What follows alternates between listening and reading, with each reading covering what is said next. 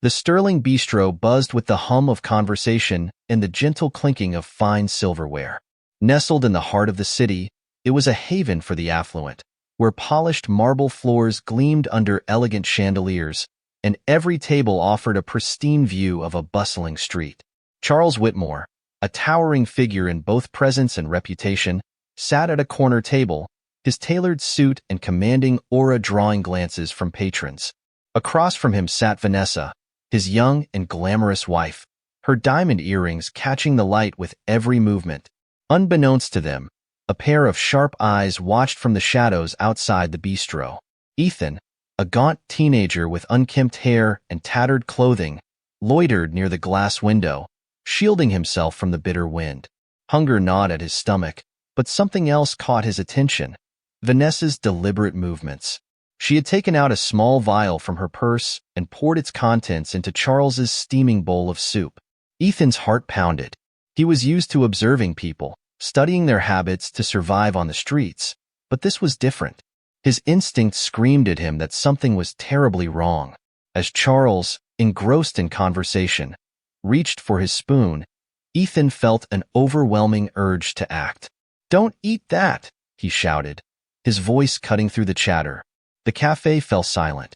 Heads turned, and all eyes landed on Ethan, standing just outside the bistro's window. His ragged appearance starkly contrasted with the opulence of the setting, making him an unlikely hero. Inside, Vanessa froze, her hand gripping the edge of the table. Charles raised an eyebrow, his spoon hovering midair, while the cafe staff exchanged bewildered glances. Vanessa's lips curved into a tight smile. "What is the meaning of this?" she asked, her voice dripping with feigned sweetness. Ethan, undeterred by the stares, pointed directly at her. "I saw her. She poured something into your soup." Charles's eyes flicked between Ethan and Vanessa, doubt creeping into his expression. Charles's hand trembled slightly as he set the spoon down. The atmosphere in the bistro grew heavier with each passing second. Vanessa's smile faltered, but she quickly recovered, letting out a laugh that sounded forced. "This is ridiculous," she said, waving dismissively at Ethan. "He's just a street kid looking for trouble." Ethan's fists clenched. "I know what I saw," he shouted, his voice resolute despite his thin frame shaking with nerves. "She had a vial. She poured something into your soup. Don't eat it." The room buzzed with murmurs as patrons whispered to each other, their curiosity piqued. A waiter hesitated nearby, unsure whether to intervene. Vanessa's face hardened, her voice taking on a sharper edge. "This is absurd. Are we really going to entertain the accusations of a vagrant? He probably just wants attention, or money." Ethan felt the weight of her words but stood firm. "I don't want anything from you," he said, his voice steady now. "I just didn't want him to die." Charles leaned back in his chair, his piercing gaze fixed on Vanessa. Her defensiveness unsettled him. Usually poised and unshakable, she seemed almost rattled. "What's this about, Vanessa?" Charles asked, his tone measured but tinged with suspicion.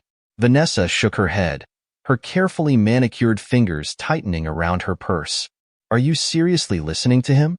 He's clearly lying." "Then you won't mind if I ask the waiter to call the police," Charles said calmly, his eyes narrowing. The color drained from Vanessa's face, a subtle shift that didn't go unnoticed by Charles or Ethan.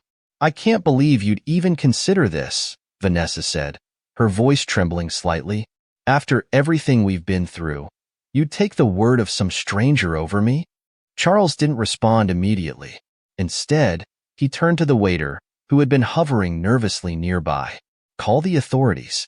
Let's sort this out properly." Vanessa's breath hitched. "You can't be serious," she hissed, her voice low but laced with panic. "I am," Charles replied, his expression resolute. "If there's nothing to hide, then there's nothing to fear." Ethan stood outside, his breath visible in the cold air, watching the scene unfold. His chest tightened with a mix of fear and determination. He didn't know what the outcome would be, but he knew he couldn't let Vanessa get away with whatever she had planned. The tension in the Sterling bistro was palpable, as though the entire room held its collective breath. Vanessa's expression shifted from feigned outrage to thinly veiled panic, her carefully constructed composure threatening to crumble. She looked around, her eyes darting toward the exit as though calculating an escape. "This is absolutely ludicrous," she said, her voice rising. "You're all seriously going to believe a filthy street boy over me? He probably made the whole thing up." But her protests fell on skeptical ears. The cafe patrons, once murmuring among themselves, were now openly watching her every move. Their eyes carried doubt, and whispers of suspicion grew louder. "She's acting really defensive," one woman muttered to her companion. "Why not let the authorities handle it if she's innocent?" another man replied. Charles's brow furrowed as he studied Vanessa. Her tone was sharper than he'd ever heard it, and her defensiveness seemed disproportionate. For years, he had prided himself on his ability to read people and business. Yet here, in this personal crisis, he felt blindsided. Turning to Ethan, Charles asked, "You're absolutely certain of what you saw?" Ethan, standing just inside the door now with the manager's reluctant approval, nodded firmly. "I swear, I saw her pour something from a small vial into your soup. She tried to do it when you weren't looking." The conviction in the boy's voice sent a ripple through the room. Charles exhaled slowly and turned back to Vanessa. "If there's nothing to hide, then why are you so agitated?" Vanessa's jaw tightened. "Because this is humiliating," she snapped, gesturing around at the onlookers. "This boy is ruining our lunch and my reputation with baseless accusations." But the more she spoke, the more her words seemed to work against her. The cafe patrons were no longer on her side. "I think she's hiding something," someone whispered loud enough for others to hear. Charles's eyes darkened as he addressed the waiter. "Bring me the soup," he said curtly. The waiter hesitated, then retrieved the bowl. Charles leaned forward, scrutinizing the contents. The soup appeared normal at first glance, its aroma wafting up, but his instincts told him something was wrong. "This is insane," Vanessa cried, her voice shaking now. "Why are you doing this, Charles? Why are you humiliating me in public?" "Humiliating you?" Charles's voice was calm but cold. "If there's nothing to hide, Vanessa, then you have nothing to worry about. Let the authorities confirm it." Her face paled as the waiter informed them that the police had been called. The bistro grew quieter still as the seconds ticked by, the air thick with tension. Vanessa shifted in her seat, her perfectly manicured hands gripping the edge of the table. For the first time, she seemed genuinely shaken. "Charles, this is absurd," she said, her voice trembling. "Do you really think I'd ever hurt you? You know me better than that." Charles's face remained impassive. "I thought I did." Vanessa's composure cracked further. "You're really letting a stranger, some street kid, turn you against me?" But before Charles could respond, the cafe doors swung open, and two police officers strode in, their presence commanding immediate attention. The manager quickly stepped forward to explain the situation, gesturing toward the table where Charles and Vanessa sat. One of the officers, a middle-aged man with a no-nonsense demeanor, approached. "We received a call about a potential poisoning. Can someone explain what's going on here?" Charles gestured to Ethan, who stood nervously by the counter. "This boy claims he saw my wife tampering with my food," he said, his voice steady but grim. Vanessa bristled. "This is ridiculous," she exclaimed. "He's lying. He's just trying to cause trouble." The officer turned to Ethan. "What exactly did you see?" Ethan swallowed hard, his voice shaking slightly as he recounted the events. "I saw her take out a small vial from her bag. She poured something into his soup when he wasn't looking. I swear, I'm telling the truth." The officer glanced at Vanessa, his sharp gaze assessing her reaction. "Do you have this vial?" Vanessa froze, her hands instinctively clutching her purse tighter. "I don't know what he's talking about. This is absurd." "Ma'am," the officer said firmly, "I'm going to need to see your purse." Her grip on the bag tightened further, and for a moment, it seemed like she might refuse. But as the room's collective attention bore down on her, she reluctantly handed it over. The officer opened it and began to search.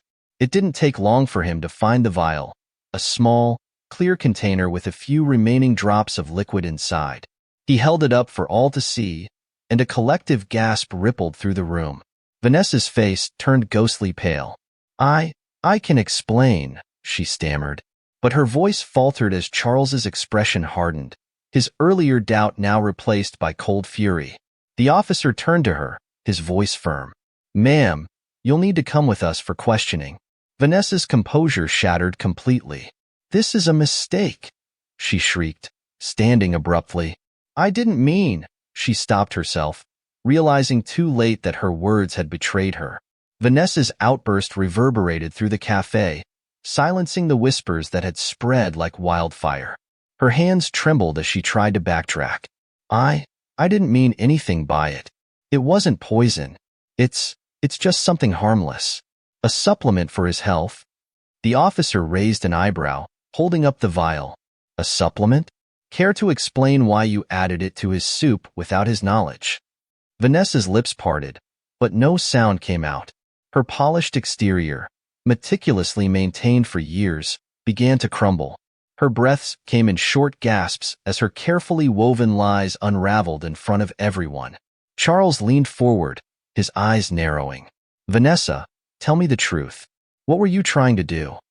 His voice was sharp, but there was an undercurrent of desperation, as if he still wanted to believe her. Tears welled in Vanessa's eyes, but they weren't of remorse. They were of frustration and rage. Her voice, now stripped of its usual charm, cracked under the weight of her emotions. Fine. You want the truth? She spat, her tone venomous. The room froze. I'm tired, Charles. Tired of being stuck in your shadow, of being nothing more than your pretty little accessory.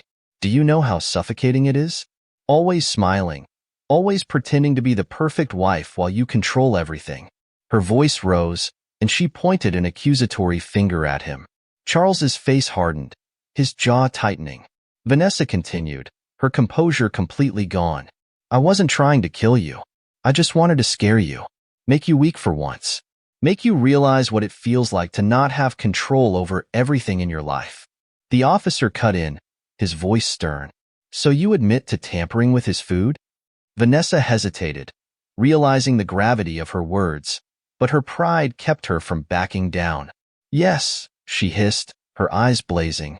But it's not poison. Test it. It's nothing deadly. The officer exchanged a look with his partner and nodded. We'll have the contents analyzed. For now, you're under arrest for attempted poisoning. No, you can't do this. Vanessa screamed, struggling as the second officer cuffed her hands. I didn't mean for it to go this far. Charles sat back in his chair, his expression unreadable. The betrayal cut deep, leaving him stunned. Around him, the cafe patrons whispered in disbelief, their phones capturing the scene as Vanessa was led away, her shouts echoing through the bistro. The once luxurious ambience of the Sterling Bistro now felt heavy and suffocating.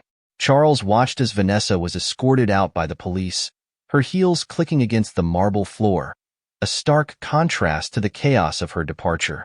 She thrashed against their hold, shouting accusations and grievances.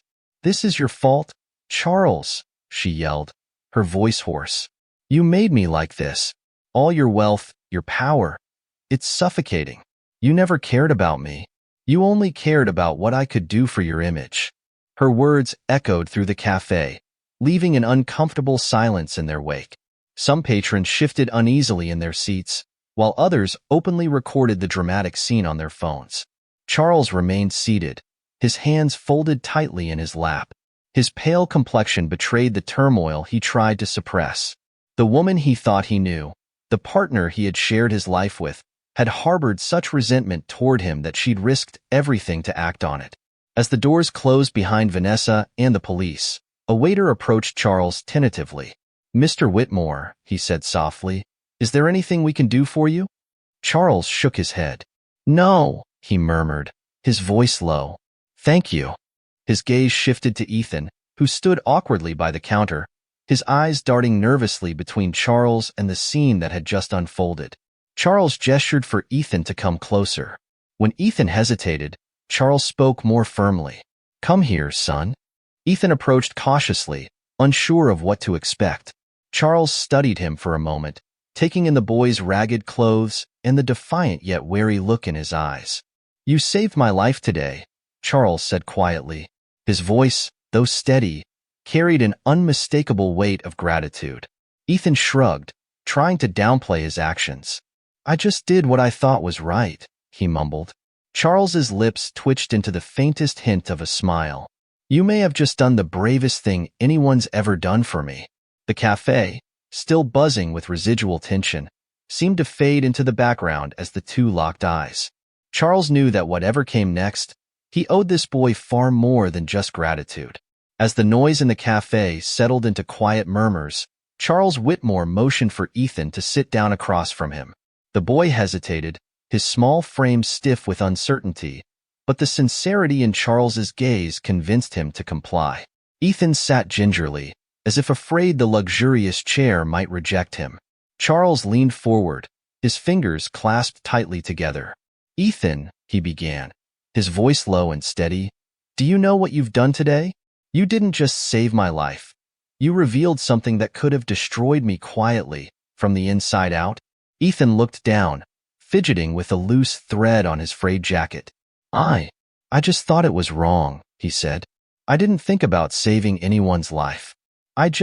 He hesitated, unsure how to explain the gut instinct that had pushed him to act. Charles nodded, understanding the unspoken words. Many people would have looked away. It's easier, safer even, to ignore what you saw. But you chose to speak up, even when you knew it could backfire." He paused, his gaze softening. "That takes courage, Ethan. Real courage." Ethan flushed at the praise, and used to such acknowledgement. "I didn't do it to get anything," he said quickly, as if preemptively defending himself.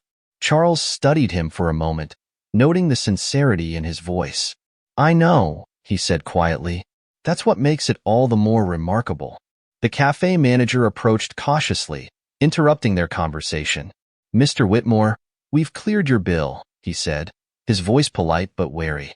"And, if there's anything else you need?" Charles waved him off. "Thank you, but no." His attention returned to Ethan. "Are you hungry?" he asked, nodding toward the untouched food on the table. Ethan's stomach growled in response, betraying his pride. He looked embarrassed, but Charles simply gestured for him to eat. "Go on," he urged. "No need to be shy." Ethan hesitated only a moment longer before reaching for the breadbasket. As he took his first cautious bite, Charles watched him with a mix of admiration and sadness. The boy was clearly used to going without. "Where are you staying, Ethan?" Charles asked gently. Ethan stiffened, his eyes darting toward the door. "Nowhere," he mumbled. Charles's brow furrowed. "Nowhere? You mean to say you're on the streets?" Ethan nodded, keeping his gaze fixed on the table. "It's fine. I manage." Charles felt a pang in his chest. He had built his empire by recognizing opportunities and risks, yet here sat a boy who had risked everything without expecting anything in return. "That's not fine, Ethan," he said firmly. "No child should have to manage."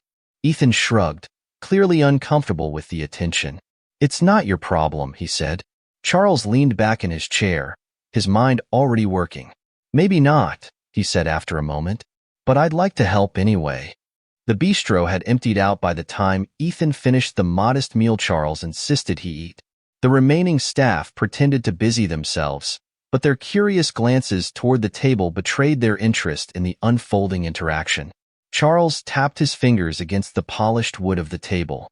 "Tell me about yourself, Ethan. How did you end up in this situation?" Ethan hesitated, shifting uncomfortably in his seat. "There's not much to tell," he said flatly. "I've been on my own for a while now." Charles waited, giving the boy space to continue.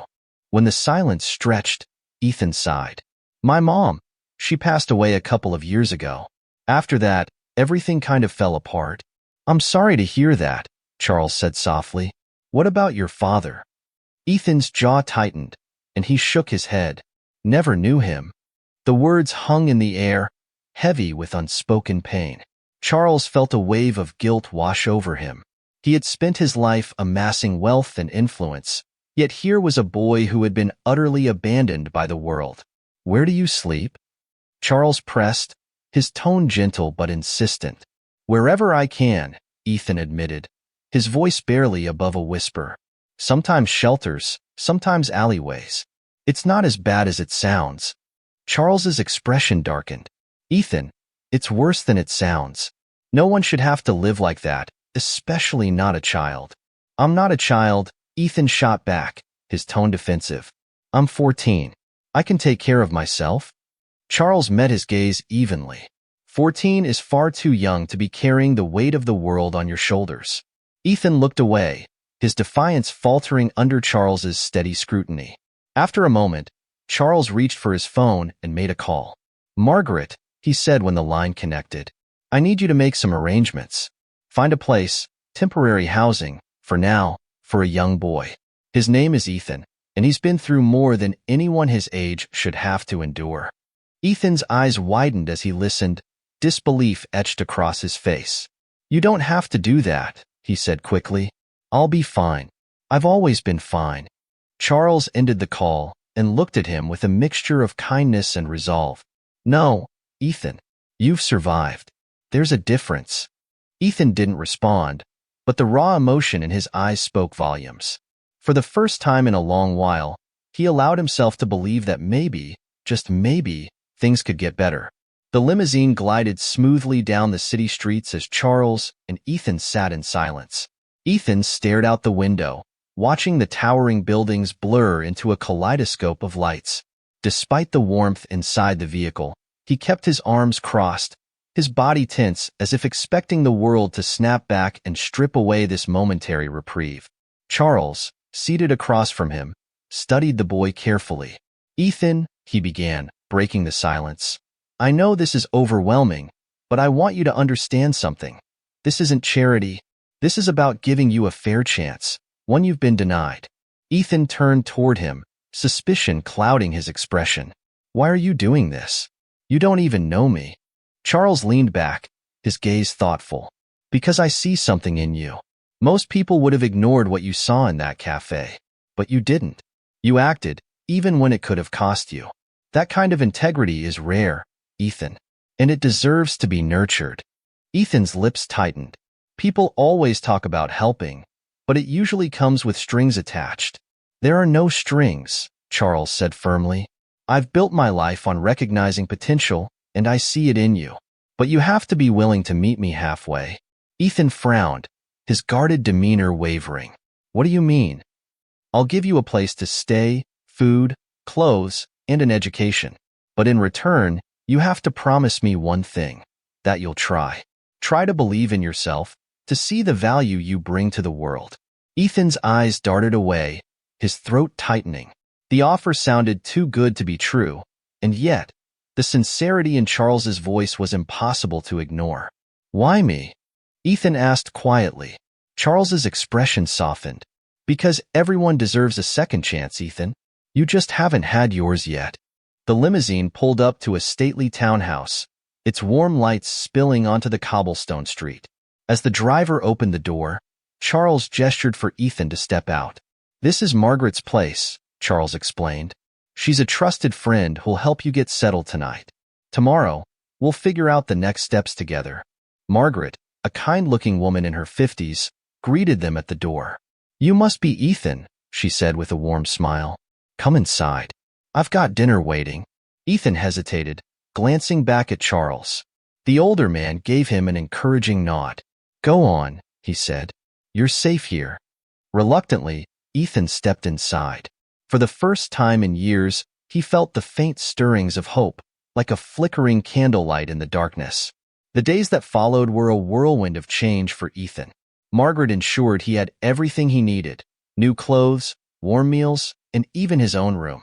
At first, Ethan moved cautiously through the townhouse, unsure of how to navigate this sudden shift in his reality. But Margaret's patience and kindness gradually chipped away at his walls. Charles visited frequently, checking on Ethan's progress. Each time, he came armed with questions about Ethan's interests, skills, and dreams. Questions no one had ever bothered to ask him before. What do you like to do, Ethan? Charles asked one evening over dinner. Ethan shrugged. I don't know. I've never really thought about it.